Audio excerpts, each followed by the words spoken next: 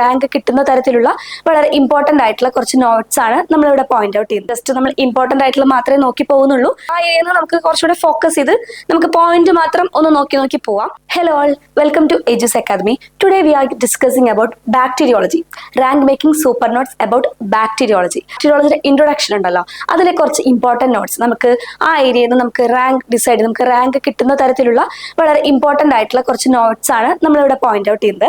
അപ്പോൾ എല്ലാവരും ശ്രദ്ധിക്കുക. ഫസ്റ്റ് നമുക്ക് ബാക്ടീരിയൽ മോർഫോളജി. ബാക്ടീരിയ പഠിക്കുമ്പോൾ നമ്മൾ ഫസ്റ്റ് ബാക്ടീരിയയുടെ മോർഫോളജിയാണ് പഠിക്കുക അല്ലെ. നമുക്ക് എല്ലാവർക്കും അറിയുന്നതാണ്, ജസ്റ്റ് നമ്മൾ ഇമ്പോർട്ടന്റ് ആയിട്ടുള്ള മാത്രമേ നോക്കി പോകുന്നുള്ളൂ. അപ്പൊ എന്തൊക്കെയാണ് ബാക്ടീരിയയുടെ ഷേപ്പുകൾ വരുന്നത്? കോക്ക ഉണ്ട് അല്ലെ. കോക്ക എന്താണ്? സ്പെരിക്കൽ ഷേപ്പാണ്. ദെൻ ബാസിൽ എങ്ങനെയാണ്? റോഡ് ഷേപ്ഡ് ആണ്. ദെൻ സ്പൈറൽ എങ്ങനെയാണ്? അതൊരു സ്പൈറൽ, പേര് തന്നെ ഉണ്ട് അല്ലെ, സ്പൈറൽ ആണ്. Then vibrios means comma shaped. Then cocci exist as a single, monococci ഉണ്ട്. അതുപോലെ ഡിപ്ലോ, പെയർ ആയിട്ട് ഡിപ്ലോകോക്ക ആയിരിക്കും. ചെയിൻസ് ആണെങ്കിൽ സ്ട്രെപ്റ്റോകോക്ക. ദെൻ ക്ലസ്റ്റർ പോലെ സ്റ്റെഫലോകോക്ക. അങ്ങനെയാണ് നമ്മൾ ഒരു കോക്കേന്റെ ഒരു എക്സിസ്റ്റ് നമ്മൾ പറയുന്നത്, അതിന്റെ ഡിഫറെന്റ് ടൈപ്പ് ഓഫ് പറയുന്നത് കോക്കയെ പറയുന്നത്. ദെൻ ബാസിലെ ആണെങ്കിൽ സിംഗിൾ ഉണ്ട്, അതുപോലെ തന്നെ പെയർഡ് ഉണ്ട്, ഡിപ്ലോ ബാസിലെ. ചെയിൻഡ് ആണെങ്കിൽ എന്താണ്? സ്ട്രെപ്റ്റോ ബാസിലെയാണ്. നമ്മളെ സെയിം നമ്മളെ കോക്കയിലുള്ള പോലെ തന്നെ സെയിം മോണോ ഒന്ന് ആയിരിക്കും, പെയർ ആണെങ്കിൽ ഡിപ്ലോ ആയിരിക്കും. അങ്ങനെ സെയിം തന്നെയാണ് കോക്കയിലുള്ള പോലെ തന്നെ നമ്മളെ ബാസിലയിലുള്ളത്. ദെൻ സ്പൈറൽ നോക്കുകയാണെങ്കിൽ അത് റിജിഡ് ആൻഡ് സ്പൈറൽ ഷേപ്ഡ്, അതുപോലെ തന്നെ വൈൽ സ്പൈറോചിറ്റ്സ് ആർ ഫ്ലെക്സിബിൾ. അതാണ് നമ്മൾ സ്പൈറലിന്റെ കേസിൽ പറയുന്നത്. അതുപോലെ തന്നെ ചില ബാക്ടീരിയകൾ നമ്മൾ പ്ലിയോമോർഫിസം എക്സിബിറ്റ് ചെയ്യുന്നുണ്ട്. അതായത് ഒരു നമ്മളിപ്പോ പറഞ്ഞു ഒരു ബാസിൽ റോഡ് ഷേപ്ഡ് ആണ്, കൊക്കയാണെങ്കിൽ എന്താണ്? സ്പെരിക്കൽ ഷേപ്ഡ് ആണെന്ന് പറഞ്ഞു അല്ലെ. പക്ഷെ ഈ പ്ലിയോമോർഫിസം ഉണ്ടല്ലോ, പ്ലിയോമോർഫിസം ആണെങ്കിൽ അതിന് വേരിയസ് ഷേപ്പ്, ഒരു പ്രത്യേക ഒരു പാർട്ടിക്കുലർ ഷേപ്പ് അല്ല, അത് അപ്പിയറിംഗ് ഇൻ വേരിയസ് ഷേപ്സ് ആയിരിക്കും. Okay.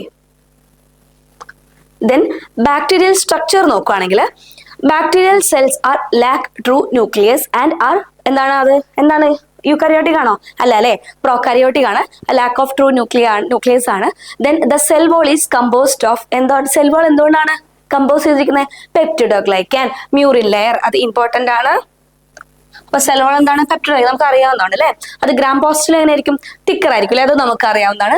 Then the plasma membrane control the transport substances in and out of the cell. എങ്ങനെയാണ് പ്ലാസ്മ മെംബ്രെയിൻ എന്താ ചെയ്യുന്നത്? ഈ സബ്സ്റ്റൻസ് ഉണ്ടല്ലോ, സെല്ലിന്റെ ഇന്നും ഔട്ടും അങ്ങനെയുള്ള ട്രാൻസ്പോർട്ടൊക്കെ കൺട്രോൾ ചെയ്യുന്നത് ഈ പ്ലാസ്മ മെംബ്രെയിൻ ആണ്. Then bacteria may have a external structure. എന്തൊക്കെയാണ്? ഫ്ലജല ഫോർ എന്തിനാണത്? മോട്ടിലിറ്റി അല്ലെ. പൈലി ഫോർ എന്താണ്? അറ്റാച്ച്മെന്റ്. ആൻഡ് ദ ക്യാപ്സ്യൂൾ എന്തിനാണ്? പ്രൊട്ടക്ഷൻ വേണ്ടിയാണ് ക്യാപ്സ്യൂൾ ഉള്ളത്. ഒരു മെയിൻ നമ്മളൊരു 3 എക്സ്റ്റേണൽ സ്ട്രക്ചർ പറഞ്ഞു. എന്തൊക്കെയാണ്? Flagella for motility, pili for attachment, and the capsule for എന്താണ്? Protection. Then cytoplasm contain ribosome, 70s type ആണ്. ആൻഡ് ജനറ്റിക് മെറ്റീരിയൽ എന്നാണ്? സർക്കുലർ ആയിട്ടുള്ള DNA ആണ്. ഈ ഫ്ലജലെല്ലാം നമ്മൾ പഠിച്ചിട്ടുണ്ട്, ഡിഫറെന്റ് ടൈപ്പ് ഓഫ് ഫ്ലജല, മോണോട്രൈക്കസ്, ലോഫോട്രൈക്കസ്, ആംഫിട്രൈക്കസ്, പെരിട്രൈക്കസ് ഒക്കെ പഠിച്ചിട്ടുണ്ട് അല്ലെ. ഫ്ലജല ഇമ്പോർട്ടന്റ് ആണ് കേട്ടോ. ഓരോ ഫ്ലജലിന് നമ്മൾ ഓൾറെഡി ക്ലാസ് എടുത്തിട്ടുണ്ട്. അതിൽ നമ്മൾ ഇമേജസ് ഒക്കെ നമ്മളിപ്പോൾ വാട്സപ്പിൽ എജുസിന്റെ ഗ്രൂപ്പിൽ ഷെയർ ചെയ്യുന്നുണ്ട് അല്ലെ. അപ്പൊ അതിൽ നമ്മൾ ഷെയർ ചെയ്തിരുന്നു ഡിഫറെന്റ് ടൈപ്പ് ഓഫ് ഫ്ലജല, അതിന്റെ വിത്ത് എക്സാമ്പിൾ, അത് എന്താന്നുള്ളത് ഒരു കുഞ്ഞ് എക്സ്പ്ലനേഷൻ ആയിട്ട് നമ്മൾ ഷെയർ ചെയ്തിട്ടുണ്ട്. അപ്പൊ നമ്മളിപ്പോൾ എക്സാം ഒക്കെ അടുത്ത് വരുവാണ്. നമ്മൾ എജുസ് ഗ്രൂപ്പിലിടുന്ന എല്ലാ നോട്ട്സും പോയിന്റ്സും എല്ലാം നിങ്ങൾ നോക്കി പോകണം. കാരണം നമ്മളിപ്പോൾ ഡെയിലി ഒരു വാട്സപ്പിൽ ഇമേജസ് ഒക്കെ ഷെയർ ചെയ്യുന്നുണ്ട്. അതുപോലെ തന്നെ ഇപ്പൊ റിവിഷൻ നടക്കുന്നതോടൊപ്പം തന്നെ അതിന്റെ PPTയിലുള്ള തന്നെ ഉള്ള ടേബിൾസ്, കാരണം നമുക്കിപ്പോൾ പെട്ടെന്ന് എക്സാമിന് അല്ലെങ്കിൽ ഇപ്പോൾ പെട്ടെന്ന് ഇപ്പോൾ ഈ ഭാഗം നമുക്ക് നോക്കണം, PPT തുറന്ന് അത് ഓരോ സ്ലൈഡ് മാറ്റി നോക്കണേക്കാളും നല്ലതൊരു ഇമേജ് എടുത്ത് നോക്കുന്നതായിരിക്കും അല്ലെ. അപ്പൊ അതിനായിട്ട് നമ്മൾ ഇമേജസ് ഒക്കെ ഷെയർ ചെയ്യുന്നുണ്ട്. അപ്പൊ ഒന്നും വിടാതെ എല്ലാവരും വിട്ടുപോവാതെ എല്ലാം നോക്കി പോണം. ഓക്കെ. അപ്പൊ നമുക്ക് മൂന്നാമത്തെ പോയിന്റിലോട്ട് വരാം. Growth requirements of bacteria. എന്തൊക്കെയാണ് growth requirements? Bacteria require appropriate temperature ഉണ്ട്, pH, oxygen and nutrients for growth അല്ലെ. നമുക്കറിയാം അല്ലെ, ടെമ്പറേച്ചറിന്റെ വേണം, pH ഓക്കെ ആയിരിക്കണം, അതുപോലെ ഓക്സിജൻ, നമുക്ക് എയറോബ് ഉണ്ട്, അനറോബ് അതുണ്ട്, നമുക്ക് ഫർദർ നമുക്ക് പറയും. ദെൻ ന്യൂട്രിയൻസ് ഫോർ ഗ്രോത്ത്, നമ്മൾ കാർബൺ, സൾഫർ, നൈട്രജൻ പോലുള്ള ന്യൂട്രിയൻസ് ആവശ്യമാണ്. അപ്പൊ മീസോഫിൽസ് എങ്ങനെയാണ്? മീസോഫിൽസിന്റെ ടെമ്പറേച്ചർ റേഞ്ച് എത്രയാണ്? 20 to 40 ഡിഗ്രി സെൽഷ്യസ് ആണ്. തെർമോഫിൽസ് എന്ന് പറയുമ്പോൾ എബവ് 45 ഡിഗ്രി സെൽഷ്യസ് ആണ്. ദെൻ സൈക്രോഫൈൽസ് എന്ന് പറയുമ്പോൾ അത് ബിലോ 20 ഡിഗ്രി സെൽഷ്യസ് ആണ്. ദെൻ pH പറയുന്നത് ആസിഡോഫൈൽസ് ആണെങ്കിൽ >5 ആയിരിക്കും. ന്യൂട്രോഫൈൽസ് 6 to 8 ആ റേഞ്ചിലായിരിക്കും. ആൽക്കലോഫൈൽസ് എന്ന് പറയുമ്പോൾ എന്താണ് >8 ആണ്. ദെൻ ഓക്സിജൻ റിക്വയർമെന്റ് നോക്കുകയാണെങ്കിൽ എയറോബ് ഉണ്ട്, അനേറോബ് ഉണ്ട്, ഫാക്കുൾട്ടേറ്റീവ് അനറോബ് ഉണ്ട്, അതുപോലെ മൈക്രോ എയറോഫിൽസ് ഉണ്ട്, എയറോ ടോളറന്റ് ബാക്ടീരിയ ഉണ്ട്, ഒക്കെ ഉണ്ട്. അപ്പൊ ഇതാണ് നമ്മൾ ജസ്റ്റ് ഒരു ഇമ്പോർട്ടന്റ് ആയിട്ടുള്ള പോയിന്റ്സ് മാത്രം നോക്കി പോവാണ്. ഇതിനെ പറ്റിയൊക്കെ നമ്മൾ ഡീറ്റെയിൽ ആയിട്ട് നമ്മൾ പഠിച്ചിട്ടുണ്ട്. ഓക്കെ, ഞാൻ എക്സ്പ്ലെയിൻ ചെയ്യുന്നില്ല, നമുക്ക് അറിയാവുന്നതാണ്. പക്ഷെ ഇതൊക്കെ വിട്ടുപോകരുത്, ഇമ്പോർട്ടന്റ് ആണ്. അത് ഒന്നും കൂടെ ഓർമ്മിപ്പിക്കാനാണ് നമ്മൾ ഈ ഭാഗത്ത് റാങ്ക് മേക്കിംഗ് സൂപ്പർ നോട്ട്സ് എന്ന് പറഞ്ഞിട്ട് നമ്മളൊരു സെക്ഷൻ ഉണ്ടാക്കിയിരിക്കുന്നത്. Okay, then essential nutrients include carbon, nitrogen, sulphur, അതുപോലെ ഫോസ്ഫറസ് പോലുള്ള ട്രേസ് എലമെന്റ്സ്. അതുപോലെ ട്രേസ് എലമെന്റ്സും നമുക്കൊരു ഗ്രോത്തിന് വേണ്ടി ആവശ്യമാണ്. ഇതാണ് ബാക്ടീരിയയുടെ ഗ്രോത്ത് റിക്വയർമെന്റ് പറയുന്നത്. എന്തൊക്കെയായിരുന്നു? ടെമ്പറേച്ചർ, അതിൽ തന്നെ മീസോഫൈൽസ് ഉണ്ട്, തെർമോഫൈൽസ് ഉണ്ട്, ഹൈപ്പർ തെർമോഫൈൽസ് ഉണ്ട്, അതുപോലെ സൈക്രോഫൈൽസ് ഉണ്ട്, ഒക്കെ ഉണ്ട്. നമ്മൾ pH റേഞ്ച് വരുമ്പോൾ ആസിഡോഫൈൽസ്, ന്യൂട്രോഫൈൽസ്, അതുപോലെ ആൽക്കലിഫൈസ്. ദെൻ നമ്മൾ ഓക്സിജൻ റിക്വയർമെന്റ് നോക്കുകയാണെങ്കിൽ എയറോബ് ഉണ്ട്, അനറോബ് ഉണ്ട്, ഫാക്കുൾട്ടേറ്റീവ് അനറോബ് ഉണ്ട്, ഒബ്ലിഗേറ്റ് അനറോബ് ഉണ്ട്, ഒക്കെ അറിയാവുന്നതാണ് അല്ലേ. മൈക്രോ എയറോഫിൽസ്, അതുപോലെ എയറോ ടോളറന്റ് ബാക്ടീരിയ ഒക്കെ ഉണ്ട്. ഇനി നമ്മൾ ന്യൂട്രിയൻസിന്റെ കേസിൽ പറയുമ്പോൾ carbon, nitrogen, sulphur, phosphorus and trace elements, ഇതൊക്കെയാണ് ആ ഗ്രോത്തിന് വേണ്ടി യൂസ് ചെയ്യുന്ന ന്യൂട്രിയൻസ്. ദെൻ ഇനി ബാക്ടീരിയൽ കൾച്ചർ മീഡിയ നോക്കാം. നമ്മളൊരു ബാക്ടീരിയനെ നമുക്ക് ലാബിലൊക്കെ നമ്മൾ എങ്ങനെയാണ് കൾച്ചർ ചെയ്തൊരു കൾച്ചർ മീഡിയ യൂസ് ചെയ്തിട്ടാണ് അല്ലെ കൾച്ചർ ചെയ്തെടുക്കുക. അപ്പൊ culture media provide essential nutrients four bacterial growth. നമ്മൾ അതിനാവശ്യമായ ഒരു എസെൻഷ്യൽ, ഇപ്പൊ ഇന്ന ബാക്ടീരിയക്ക് ഇന്ന മീഡിയ ആയിരിക്കും നമ്മൾ ഉപയോഗിക്കുന്നത്. അതെന്തിനാണ്? അതിന് ഒരു സ്പെഷ്യൽ ന്യൂട്രിയൻസ് ഒക്കെ കൊടുത്ത് നമുക്ക് അതിനെ ഗ്രോ ചെയ്തെടുത്തിട്ട് വേണം നമുക്ക് ഫർദർ ഡീറ്റെയിൽ സ്റ്റഡി ഒക്കെ നടത്താം അല്ലേ. അപ്പൊ അത് നമുക്ക് ഈ കൾച്ചർ മീഡിയ ആണ് എസെൻഷ്യൽ ആയിട്ടുള്ള ന്യൂട്രിയൻസ് പ്രൊവൈഡ് ചെയ്യുന്നത്. ഇതിൽ എന്തൊക്കെയാ വരുന്നത് നോക്കാം. ന്യൂട്രിയന്റ് അഗാറുണ്ട്, മെക്കോങ്കി അഗാറുണ്ട്, blood agar, then selective media. നമുക്കറിയാം അല്ലെ, ഈ ബ്ലഡ് അഗാർ, സെലക്ടീവ് മീഡിയ, നമുക്ക് ഡിഫറൻഷ്യൽ മീഡിയ ഒക്കെ നമ്മൾ പഠിച്ചിട്ടുണ്ട്. എന്താണ് ഡിഫറൻഷ്യൽ മീഡിയ? നമുക്ക് അതിനെ ഡിഫറൻഷിയേറ്റ് ചെയ്തിട്ട് ഇപ്പൊ ലാക്ടോസ് ഫെർമെന്റേസ് ആണോ അല്ലെങ്കിൽ നോൺ ലാക്ടോസ് ഫെർമെന്റേസ് ആണോ എന്ന് അറിയാൻ പറ്റും. സെലക്ടീവ് മീഡിയ പക്ഷേ നമ്മൾ ഡിഫറൻഷ്യൽ മീഡിയയിൽ രണ്ട് ടൈപ്പ് ഓഫ് ഓർഗാനിസം വളരും, പക്ഷെ അതിനെ കളർ വെച്ചിട്ട് ഇൻഡിക്കേറ്റർ ഉപയോഗിച്ചിട്ട് ഡിഫറൻഷിയേറ്റ് ചെയ്തെടുക്കുകയാണ് ചെയ്യുന്നത്. പക്ഷെ സെലക്ടീവ് മീഡിയയിൽ ഒന്നിനെ മാത്രമേ അവിടെ വളർത്തുള്ളൂ, ബാക്കി ഓർഗാനിസം അവിടെ ഇൻഹിബിറ്റ് ചെയ്യും, കില്ല് ചെയ്യും. അവിടെ സെലക്റ്റീവ് ആയിട്ട് മാത്രമേ ഒന്നിനെ അവിടെ വളർത്തി എടുക്കുള്ളൂ. ഇപ്പൊ നമ്മൾ മക്കോങ്കി അഗാറില അതുപോലെ ഗ്രാം നെഗറ്റീവിനെ മാത്രമേ വളർത്തുള്ളൂ. ഗ്രാം പോസിറ്റീവിനെ കംപ്ലീറ്റ്ലി അതിനവിടെ ഇൻഹിബിറ്റ് ചെയ്യും. അപ്പോൾ നമ്മൾ lactose fermenting, non lactose fermenting, അതാണ് നമ്മൾ ഡിഫറൻഷ്യൽ മീഡിയയിൽ വരുന്നത്. അപ്പൊ ഡിഫറൻഷ്യൽ മീഡിയം സെലക്റ്റീവ് മീഡിയം അങ്ങോട്ടും ഇങ്ങോട്ടും തെറ്റരുത്. ഡിഫറൻഷ്യൽ മീഡിയയിൽ രണ്ടിനെയും വളർത്തും. ഓക്കെ, രണ്ടിനും ഓക്കെ ആണ്, പക്ഷെ അതിനെ ഡിഫറൻഷിയേറ്റ് ചെയ്യും. ഇന്ന കളർ നമ്മൾ ലാക്ടോസ് ഫെർമെന്റേസ് ആണെങ്കിൽ പിങ്ക് കളർ ആയിരിക്കും, നോൺ ലാക്ടോസ് ഫെർമെന്റ് ആണെങ്കിൽ ഒരു പെയിൽ കളർ, യെല്ലോ കളർ, അങ്ങനെ ഒരു ക്രീമി അങ്ങനത്തെ കളർ ആയിരിക്കും. പക്ഷെ സെലക്ടീവ് മീഡിയയിൽ എന്താണ്? സെലക്ടീവ് മീഡിയയിൽ നമ്മൾ എന്തെങ്കിലും ഒരു പാർട്ടിക്കുലർ ഇന്റൻഷൻ വെച്ച് നമുക്ക് ആ ഒരു ഓർഗാനിസത്തെ മാത്രമേ വേണ്ടുള്ളൂ, ബാക്കിയുള്ള ഓർഗാൻസ് അവിടെ കില്ല് ചെയ്യും. ഓക്കെ, ഇനി differential medias distinguish bacterial type colour changes എന്ന് പറഞ്ഞു. Example MacConkey. Then enriched media support fastidious bacteria. നമുക്ക് ഫാസ്റ്റിഡിയസ് ആയിട്ടുള്ള ബാക്ടീരിയനെ നമുക്ക് വളർത്തിയെടുക്കാൻ വേണ്ടിയിട്ട് നമ്മൾ എന്ത് ചെയ്യുന്നു? എൻറിച്ച്ഡ് ആയിട്ടുള്ള മീഡിയ യൂസ് ചെയ്യുന്നു. ചോക്ലേറ്റ് അഗാർ എന്ന് പറഞ്ഞാൽ ബ്ലഡ് അഗാർ ഉണ്ടല്ലോ, ബ്ലഡ് അഗാർ ഒന്നുകൂടെ ഹീറ്റ് ചെയ്താണ് ചോക്ലേറ്റ് അഗാർ. നമ്മൾ ഷീപ്പ് ബ്ലഡ് ഒക്കെ യൂസ് ചെയ്തിട്ടാണ് ചെയ്യുക. നമ്മൾ മീഡിയയുടെ ആ ഒരു സെക്ഷനിൽ നമ്മൾ പഠിച്ചിട്ടുണ്ട്. Okay, selective media inhibit the growth of certain bacteria while promoting other. Mannitol salt agar ആണ് എക്സാമ്പിൾ പറഞ്ഞിട്ടുള്ളത്.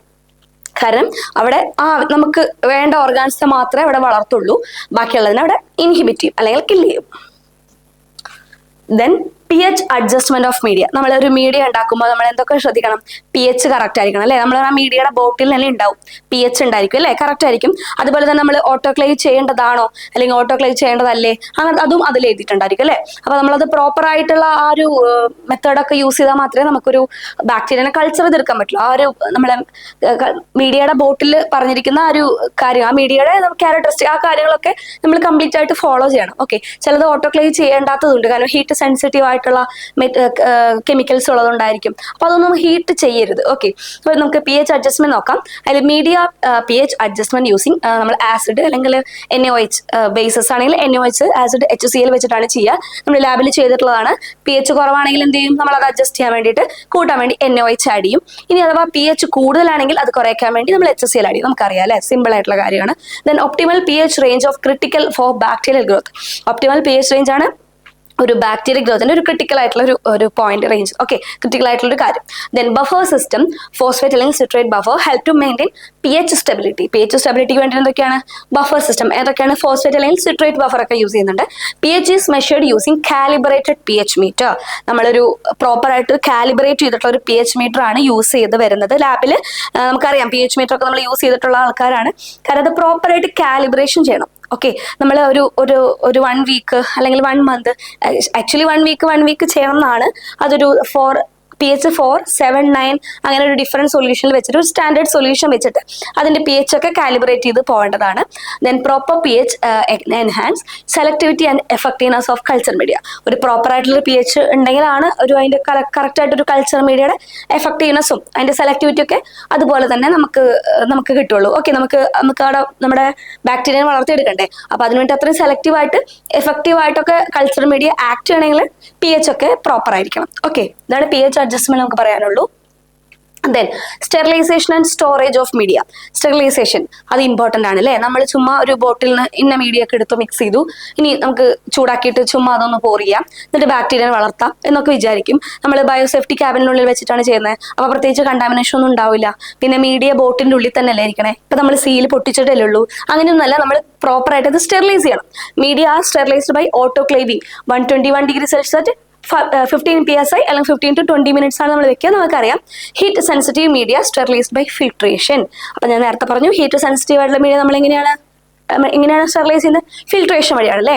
The media are stored in sterile container to prevent contamination. നമ്മൾ സ്റ്റെറൈൽ ആയിട്ടൊരു കണ്ടെയ്നറിൽ വേണം അത് സ്റ്റോർ ചെയ്യാൻ, എന്നാൽ കണ്ടാമിനേഷൻ നമുക്കത് പ്രിവെന്റ് ചെയ്യാനായിട്ട് സാധിക്കുള്ളൂ. Solid media should be stored in inverted plates to avoid moisture condensation. നമുക്കറിയാം നമ്മളിപ്പോൾ ഒരു പ്ലേറ്റ് നമ്മൾ പോർ ചെയ്തു നമുക്കൊരു എക്സ്ട്രാ കുറച്ച് പ്ലേറ്റ് വന്നു, അപ്പോൾ നമ്മൾ ഫ്രിഡ്ജിലേക്ക് സ്റ്റോർ ചെയ്യുക. നമ്മളിങ്ങനെ ഇൻവേർട്ട് നമ്മൾ ആ ക്യാപ്പ് താഴെ വരുന്ന രീതിക്കാണ് ആക്കുക. അതെന്തിനാണ്? To avoid moisture condensation. ആ ഒരു വെള്ളത്തുള്ളികളൊക്കെ അതിൻ്റെ ഉള്ളിൽ മോയ്സ്ചർ ഫ്രിഡ്ജിലൊക്കെ വയ്ക്കുക കുറച്ച് നാൾ സ്റ്റോർ ചെയ്യുമ്പോൾ അത് ബുദ്ധിമുട്ടായിരിക്കും അല്ലേ. അപ്പോൾ ആ മോയ്സ്ചറൊക്കെ അതിലേക്കോട്ട് വീഴാതിരിക്കാൻ വേണ്ടി നമ്മളത് ഇൻവേർട്ട് ചെയ്തിട്ടാണ് പ്ലേറ്റ് വയ്ക്കുക, നമുക്കറിയാവുന്നതാണ്. Prepared media have a limited shelf life and must be stored in cool and dark place. നമ്മൾ പ്രിപ്പയർ ചെയ്ത മീഡിയ നമ്മൾ അപ്പം തന്നെ പ്രിപ്പയർ ചെയ്യുന്നതാണ് ഏറ്റവും നല്ലത്. ഇനിയിപ്പോൾ അഥവാ നമുക്ക് ഭയങ്കര ടൈറ്റ് ഷെഡ്യൂൾ ആണ് ലാബിലെങ്കിൽ നമ്മൾ കുറച്ച് മീഡിയ എല്ലാം കൂടെ ഒന്നിച്ചപ്പോൾ നമ്മൾ ഓട്ടോക്ലേവ് ചെയ്യുമ്പോൾ നമുക്ക് ഇടയ്ക്കിടയ്ക്ക് ഓട്ടോക്ലേവ് ചെയ്യാൻ അത് ബുദ്ധിമുട്ടായിരിക്കും അല്ലേ. അപ്പോൾ നമ്മൾ മീഡിയസ് എല്ലാം കൂടെ ഒറ്റയടിക്ക് ഒരു ഓട്ടോക്ലേവ് ചെയ്ത് കുറച്ച് നാൾ സ്റ്റോർ ചെയ്യുന്ന രീതിക്ക് മാത്രം, 2 ആഴ്ചയോ അങ്ങനെ അത്രമാത്രം സ്റ്റോർ ചെയ്യുന്ന രീതിക്ക് വെക്കുക. അതായത് 1 മാസം അല്ലെങ്കിൽ 6 മാസത്തേക്കുള്ള മീഡിയ ഫുള്ള് സ്റ്റോർ ചെയ്ത് അതാകുമ്പോൾ എളുപ്പപ്പണിയായല്ലോ നമുക്ക്. അങ്ങനെയൊന്നും വിചാരിക്കരുത്, കാരണം നമുക്കൊരു പ്രോപ്പറായിട്ട് ഒരു വേയിൽ വേണം അത് പോവാൻ. അപ്പൊ നമ്മൾ പ്രത്യേകിച്ച് അത് ഫ്രിഡ്ജിൽ വേണം സൂക്ഷിക്കാനായിട്ട്, കൂളായിട്ടുള്ള പ്ലേസിൽ വേണം സൂക്ഷിക്കാൻ, ഫ്രീസറിലൊക്കെ വേണം സൂക്ഷിക്കാൻ, ഡാർക്ക് പ്ലേസിൽ വേണം. നമ്മുടെ ബയോസേഫ്റ്റി ക്യാബിൻ മീഡിയ ഉണ്ടാക്കി നമുക്ക് ബയോസേഫ്റ്റി ക്യാബിനുള്ളിൽ വെക്കാം, അവിടെ എപ്പോഴും ക്ലീൻ ആണല്ലോ, അങ്ങനെയൊന്നും കരുതരുത്. നമ്മളെപ്പോഴും പ്രോപ്പറായിട്ട് ഒരു കൂൾ പ്ലേസിൽ ഡാർക്ക് പ്ലേസിൽ വേണം സ്റ്റോർ ചെയ്യാൻ.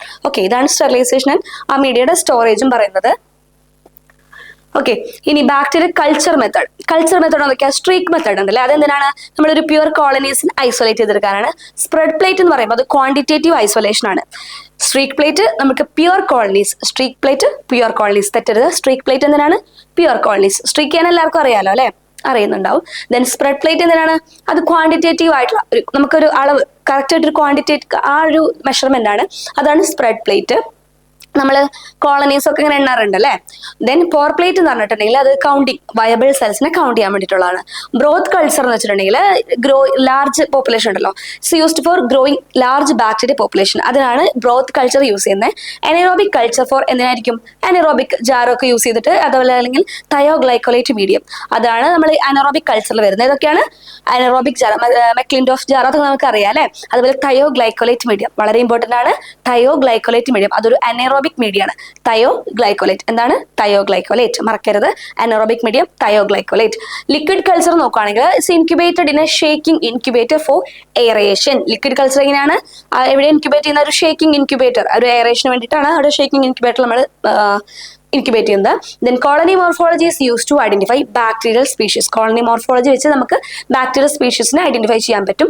Aseptic technique prevent contamination during culture handling. നമ്മളെപ്പോഴും കൾച്ചർ ചെയ്യുമ്പോൾ ഒക്കെ വളരെ പ്രോപ്പർ ആയിട്ടൊരു ഹൈജീനിക് അത്രയും ഒരു അസെപ്റ്റിക് ടെക്നിക്സ് വേണം യൂസ് ചെയ്യാൻ. Then sub culturing maintaining bacteria viability and purity. നമ്മളെപ്പോഴും ലാബിൽ നമ്മളൊരു പ്ലേറ്റിൽ മെയിൻ ആയിട്ടുള്ള ഒരു കൾച്ചർ വെച്ചു, അതിനുശേഷം നമ്മളിപ്പോൾ രണ്ടാഴ്ച കൂടുമ്പോൾ നമ്മളെപ്പോഴും അത് സബ് കൾച്ചർ ആണ്, എന്നാലാണ് അതിൻ്റെ ഒരു വയബിലിറ്റി പ്യൂരിറ്റി ഒക്കെ മെയിൻറ്റെയിൻ ചെയ്യാനായിട്ട് സാധിക്കുള്ളൂ.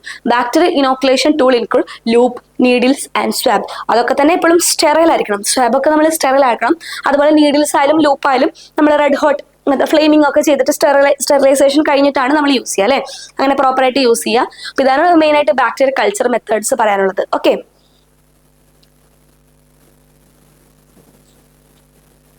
ദെൻ ബാക്ടീരിയൽ കൾച്ചർ അതിൽ 11ാമത്തെ നമ്മൾ 10 പോയിന്റ് പറഞ്ഞു. ഇനി 11ാമത്തെ പോയിന്റ് ആണ് growth pattern in broth include. നമ്മള് ഇതിൽ ഗ്രോത്ത് പാറ്റേൺസ് ഉണ്ടായിരിക്കും. അത് എന്തൊക്കെയാ നോക്കാം. പെല്ലിക്കിൾ, അതൊരു സർഫസ് ഗ്രോത്ത് ആണ്. ടർബിഡിറ്റി ഒരു ക്ലൗഡിനെസ് പോലെ ആയിരിക്കും. സെഡിമെന്റ് എന്ന് പറയുമ്പോൾ ബോട്ടം ഗ്രോത്ത്, അടിയിൽ ഇങ്ങനെ സെഡിമെന്റ് ആയിട്ട് കിടക്കുന്നത്. ദെൻ ഗ്രാം സ്റ്റെയിനിങ് എന്തിനാണ് ഡിഫറൻഷിയേറ്റ് ചെയ്യുന്നത്? ഗ്രാം പോസിറ്റീവ് ആണോ ഗ്രാം നെഗറ്റീവ് ആണോ എന്നാണ്. ഗ്രാം പോസിറ്റീവ് എന്ത് കളർ ആയിരിക്കും? പർപ്പിൾ കളർ ആയിരിക്കും. ഗ്രാം നെഗറ്റീവ് എന്ത് കളർ ആയിരിക്കും? പിങ്ക് കളർ ആയിരിക്കും. Simple staining is use to single dye to visualize bacterial cells. Simple dye നമ്മൾ സിമ്പിൾ സ്റ്റെയിനിങ് എന്തിനാണ് യൂസ് ചെയ്യുന്നത്? ജസ്റ്റ് ഒരു സിംഗിൾ ഡൈ മാത്രമേ യൂസ് ചെയ്യുന്നുള്ളൂ. ജസ്റ്റ് അവിടെ ഒരു ബാക്ടീരിയൽ കോളനി ഉണ്ടെന്ന് ജസ്റ്റ് വിഷ്വലൈസ് ചെയ്യാം. നമുക്ക് അതിനെ ഡിഫറൻഷിയേറ്റ് ചെയ്യേണ്ട കാര്യമില്ല. അതുകൊണ്ട് ജസ്റ്റ് ഒരു സിംഗിൾ ഡൈ മാത്രമേ യൂസ് ചെയ്യുന്നു. ദെൻ ഡിഫറൻഷ്യൽ സ്റ്റെയിനിങ് നമുക്ക് അതിനെ ഡിഫറൻഷിയേറ്റ് ചെയ്യുമ്പോൾ ഗ്രാം പോസിറ്റീവ് ആണോ ഗ്രാം നെഗറ്റീവ് ആണോ, അതുപോലെ തന്നെ നമ്മൾ ആസിഡ് ഫാസ്റ്റ് സ്റ്റെയിനിങ് ഉപയോഗിച്ചിട്ട് ആസിഡ് ഫാസ്റ്റ് ആണോ നോൺ ആസിഡ് ഫാസ്റ്റ് ആണോ സിയലിനേഴ്സ് മെത്തേഡൊക്കെ യൂസ് ചെയ്യുന്നുണ്ട്. Then bacteria can be preserved by എങ്ങനെയാണ്? ഫ്രീസ് ഡ്രൈയിങ് ആണ്, ലയോഫിലൈസേഷൻ എന്നാണ് പറയാ. എന്താണ് lyophilisation? Freeze drying. Okay, for a long term storage, നമ്മൾ ലോങ് ടേം സ്റ്റോറേജിലായിട്ട് ലയോഫിലൈസേഷൻ ആണ് യൂസ് ചെയ്യുക. റെഫ്രിജറേഷൻ 4 ഡിഗ്രി, ഇത് മറക്കരുത്, ടെമ്പറേച്ചർ ഓർത്തിരിക്കണം, 4 ഡിഗ്രി ആണ്. Is use to short time storage ആണെങ്കിൽ ഒരു ബാക്ടീരിയൽ കൾച്ചറിന് ഷോർട്ട് ടൈം സ്റ്റോറേജ് ആണെങ്കിൽ റെഫ്രിജറേഷൻ ആണ് ചെയ്യുള്ളൂ. ലോങ് ടൈമിലാണെങ്കിലാണ് ലയോഫിലൈസേഷൻ ചെയ്യുന്നത്. ദെൻ ഡീപ് ഫ്രീസിംഗ് ആണെങ്കിൽ -8 ഡിഗ്രി സെൽഷ്യസ് ആണ്. ക്രയോ പ്രൊട്ടക്റ്റൻസ് യൂസ് ചെയ്യും. അങ്ങനെ ഫോർ എക്സാമ്പിൾ ഗ്ലിസറോൾ പോലെ നമ്മൾ ചെറിയ ക്യുവറ്റ്സിലൊക്കെ എടുത്തിട്ട് നമ്മൾ പെൻഡ് ഓഫ് ട്യൂബിലൊക്കെ എടുത്തിട്ട് നമ്മൾ ഗ്ലിസറോൾ സൂക്ഷിച്ച് വെക്കാറുണ്ട് അല്ലേ. അത് വളരെ ഒരു ലോങ് ടേം സ്റ്റോറേജിലോട്ടൊക്കെ പോകുമ്പോഴാണ് ഒരു ഡീപ് ഫ്രീസിംഗിലോട്ട് എത്തുള്ളൂ. Then pure culture are maintain by using slant, swabs, അതുപോലെ ലിക്വിഡ് കൾച്ചർ ഒക്കെ ആയിട്ട് നമ്മൾ പ്യുവർ കൾച്ചർ നമുക്ക് മെയിൻറ്റെയിൻ ചെയ്യാം. Then contaminated culture should be properly disposed by autoclaving. Suppose contaminated ആയി കഴിഞ്ഞ് കഴിഞ്ഞാൽ നമ്മൾ എന്താണ് ചുമ്മാ അത് സിങ്കിലോട്ട് ഒഴിച്ച് കളയോ, അല്ലെങ്കിൽ നമുക്ക് ഡിസ്ഇൻഫെക്റ്റ് ഉപയോഗിച്ച് ക്ലീൻ ചെയ്യാം, അങ്ങനെയൊന്നും കരുതരുത്. പ്രോപ്പറായിട്ട് ഓട്ടോക്ലേവ്, ആഫ്റ്റർ ഓട്ടോക്ലേവ് മാത്രമേ നമ്മളത് പ്രോപ്പറായിട്ട് നമുക്കത് കളയാൻ പറ്റുള്ളൂ. Okay, then all bacterial handling should follow biosafety guideline to prevent contamination and infection. നമ്മൾ പ്രോപ്പറായിട്ട് ഒരു ഗൈഡ് ലൈൻ, നമുക്കറിയാലേ നമ്മളൊരു ഗൈഡ് ലൈൻ ഒക്കെ ഫോളോ ചെയ്യുന്നുണ്ട്. ആ ഒരു രീതിക്ക് തന്നെ നമ്മൾ തുടർന്ന് പോകേണ്ടതാണ്. ഓക്കെ, ഇതാണ് നമുക്ക് മെയിനായിട്ട് ബാക്ടീരിയ കൾച്ചർ പറയാനുള്ളൂ. അപ്പോൾ ഇത്രയേ ഉള്ളൂ. നമ്മൾ ബാക്ടീരിയോളജി ജസ്റ്റ് ഇൻട്രൊഡക്ഷൻ ആണ് പറഞ്ഞത്. ജസ്റ്റ് നമ്മൾ ഫസ്റ്റ് ബാക്ടീരിയൽ സ്ട്രക്ചർ, ഷേപ്പ് മുതലാണ് തുടങ്ങിയത്. അതിനുശേഷം നമ്മൾ ലാബിൽ ബാക്കി ചെയ്യുന്ന കൾച്ചർ മീഡിയനെ പറ്റി പറഞ്ഞു. നമ്മൾ എന്തൊക്കെ മെത്തേഡ്, സ്ട്രീക്ക് പ്ലേറ്റ്, പോർ പ്ലേറ്റ്, അതുപോലെ ലിക്വിഡ് കൾച്ചർ, അനറോബിക് കൾച്ചർ, അത് തയോഗ്ലൈക്കോളേറ്റ് മീഡിയം പറഞ്ഞു അല്ലേ, അങ്ങനെയുള്ള കാര്യങ്ങൾ പറഞ്ഞു. പിന്നെ അത് കഴിഞ്ഞ ശേഷം കൾച്ചർ മെത്തേഡിലോട്ട് വന്നപ്പോൾ നമ്മൾ എങ്ങനെയാണ് അത് സ്റ്റോർ ചെയ്യുക, ബാക്ടീരിയ കൾച്ചർ സ്റ്റോർ ചെയ്യുക, സബ് കൾച്ചർ ചെയ്ത് പോകണം നമ്മൾ, പിന്നെ സ്വാബ്, ലൂപ്പ്, നീഡിലൊക്കെ ഉപയോഗിച്ചിട്ടാണ് അത് ചെയ്യുക, അങ്ങനെയുള്ള ഡീറ്റെയിൽസോ കാര്യങ്ങളൊക്കെ പറഞ്ഞു. അപ്പൊ ഇതാണ് ജസ്റ്റ് നമ്മളൊരു ബാക്ടീരിയോളജി ജസ്റ്റ് ഇൻട്രൊഡക്ഷൻ, ഒരു മൊത്തത്തിലൊരു കുറച്ച് പോയിന്റ്സ് മാത്രം നമ്മൾ ഇൻക്ലൂഡ് ചെയ്തിട്ടാണ് ക്ലാസ് ഇവിടെ അവതരിപ്പിച്ചിട്ടുള്ളത്. അപ്പോൾ എല്ലാവരും നന്നായി പഠിക്കുക. ഇനിയും അടുത്ത ക്ലാസ്സിൽ നമ്മൾ ഇതുപോലെ നമുക്ക് ഇപ്പൊ മൈക്രോബയോളജിയിലാണ് ഞാൻ എടുത്തിട്ടുള്ളത്, ഇനിയിപ്പോൾ പാത്തോളജിയിലും അങ്ങനെ നമുക്ക് കുറച്ച് പോയിന്റ് ആയിട്ട് ഇപ്പൊ റാങ്ക് ഡിസൈഡിങ്, സൂപ്പർ നോട്ട്സ്, അങ്ങനെയുള്ള രീതിക്ക് നമ്മൾ വരും. അപ്പൊ ആ ഏരിയയിൽ നമുക്ക് കുറച്ചുകൂടെ ഫോക്കസ് ചെയ്ത് നമുക്ക് പോയിന്റ് മാത്രം ഒന്ന് നോക്കി പോവാം. അപ്പോൾ എല്ലാവരും നന്നായി പഠിക്കുക. All the best. നമുക്ക് അടുത്ത ക്ലാസ്സിൽ കാണാം. Thank you.